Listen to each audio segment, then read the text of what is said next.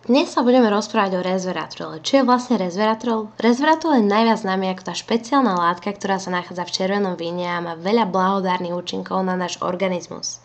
Najčastejšie je táto látka známa ako veľmi účinný antioxidant. Resveratrol má množstvo zdraviu prospešných benefitov, je to účinný antioxidant, chráni naše srdce a kardiovaskulárny systém. Vedci zistili, že aktívne spomaluje starnutie, tiež má antidiabetické účinky, pôsobí proti niekoľkým typom rakoviny a chráni pokožku pred slnkom. Má protizápalové účinky. Je veľmi účinný neuroprotektor, alebo inými slovami chráni náš mozog. Transresveratrol zvyšuje hladinu testosterónu v našom organizme, čím sa stáva veľmi účinnou látkou pri budovaní svalovej hmoty. Chráni naše telo pred rôznymi vírusmi, redukuje opioidnú toleranciu.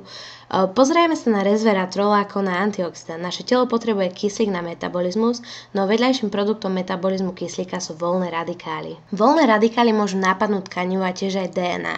Počas toho, ako starneme, naše DNA sa stále poškodzuje a nemôže sa už replikovať dostatočne dobre. V DNA sa vyskytujú chyby, ktoré sa navonok prejavujú ako starnutie. Napríklad vrásky, nemáme toľko energie alebo sily, ako keď sme boli mladší. Rôzne procesy v tele sa pozastavujú a celý tento proces nazývame starnutie. Resveratrol chráni srdce a kardiovaskulárny systém. Zvyšuje produkciu oxidu dusnatého a je to veľmi dôležitá látka v tele, ktorá rozširuje cievy a zväčšuje prietok krvi. A prečo je to dobré? Poprvé znižuje krvný tlak, po druhé zvyšuje cirkuláciu krvi v tele a zvyšuje obsah živín, ktoré sa dostávajú do nášho tela. To znamená, že je extrémne dôležitý pre náš život. Okrem iného, resveratrol podporuje optimálnu tvorbu krvných dojčičiek, čím predchádza k tvorbe krvných zrazenín. A prečo sú krvné zrazeniny zlé? Keby sa krvná zrazenina dostala do srdca, môže spôsobiť infarkt a keby sa dostala do mozgu, môže spôsobiť mŕtvicu. Takže vďaka resveratrolu znižujeme šancu na infarkt alebo mŕtvicu.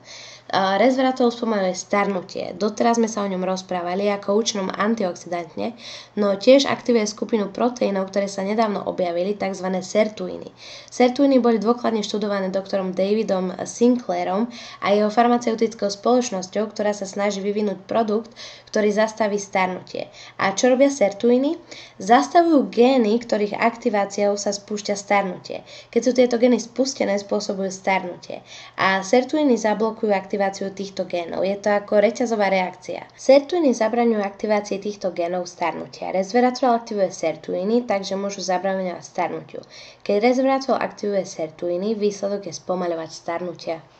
Inými slovami dokáže zastaviť starnutie.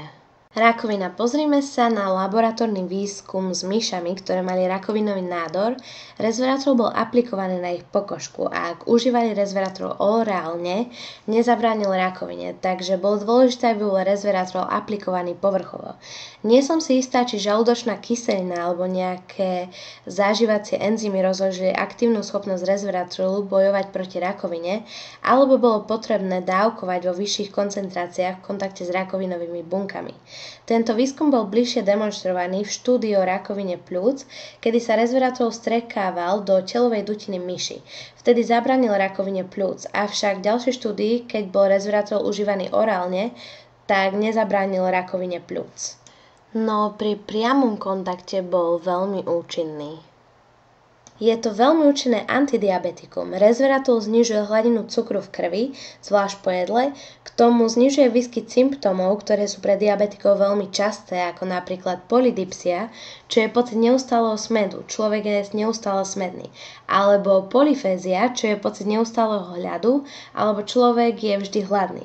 Resveratrol spomaľuje stratu hmotnosti, no ide tu o stratu svalovej hmoty, nakoľko diabetici kvôli tejto chorobe prichádzajú o svalstvo na rukách a nohách a zväčšuje sa im brucho vďaka tuku. Čiže resveratrol znižuje náklonnosť organizmu k týmto procesom u diabetikov. Pokožka chráni pred škodlivou UV radiáciou a nedávno sa resveratrol začal použiť aj v produktoch na telo, nielen ako ochrana pokožky napríklad pred slnkom v opaľovacích krémoch, ale aj v produktoch pre krásu. Na zlepšenie pokožky dodáva prirodzený jas. Tiež podporuje tvorbu kolagénu a kolagén je látka, ktorá dodáva pružnosť pokožke. Keď si potiahneme pokožku a vráti sa späť, kde bola, to je celé spôsobené kolagénom. No ako starneme, znižuje sa produkcia kolagénu. Výsledkom toho je napríklad ovisnutá alebo prepadávajúca sa pokožka, inými slovami vrásky. Je to neuroprotektor a chráni náš mozog, o tom sme sa už rozprávali, no redukuje produkciu beta-amyloidov. To sú malé látky, ktoré sa kumulujú v mozgu a spôsobujú napríklad Alzheimera. Takže užívanie resveratrolu redukuje produkciu beta-amyloidov a tým nás chráni pred Alzheimerom, straty pamäti a inými neurologickými poruchami. Testosterón zvyšuje hladinu testosterónu. Transresveratrol zvyšuje túto hladinu a bol zaradený ako doplnok pre športovcov na pomoc pri budovaní svalovej hmoty. Poďme teda ďalej. Máme tu antivírusové výhody.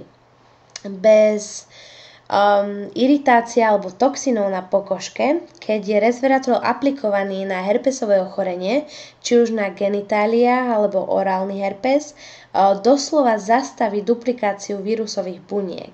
Tiež je preukázané, že funguje proti HIV vírusu a znižuje jeho výskyt v tele.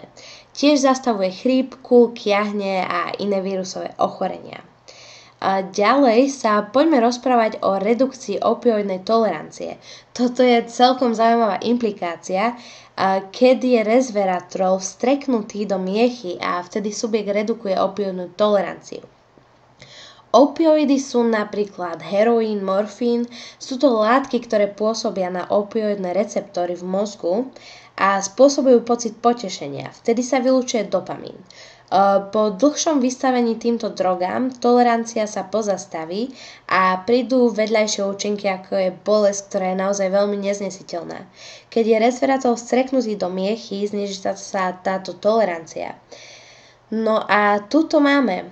Je tu resveratrol, je to zaujímavá látka s mnohými výhodami pre naše zdravie. Často táto látka účinkuje na každého inak a o užívaní sa treba poradiť s lekárom.